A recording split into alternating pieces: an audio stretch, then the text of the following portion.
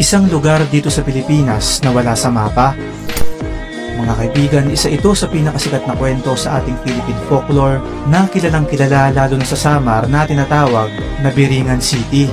Kung titignan ang mapa ay hindi natin ito matatagpuan dahil ayon sa kwento ay hindi ka raw makakapunta dito dahil ang tanging paraan lang ay kapag napili kang kunin ng mga pinaniniwalaang engkanto, espiritu, lamanlupa at mga duwendeng nakatira dun sa lugar.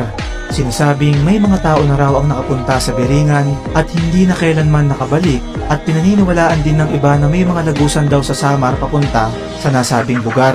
Ayon pa sa kwento, yung lugar daw ay isang malaking kastilyo na punong-puno ng ilaw, ginto at diamante. Noong 2009 nga ay may ginawang supernatural horror film patungkol dito na pinamagatang Tito at doon ay may isang scene kung saan may pinakitang isang malaking syudad at yun ay ang pinaniniwalaang Biringan City. Para sa mga kaibigan nating taga-Samar dyan, ay meron ba kayong alam na kwento patungkol dito?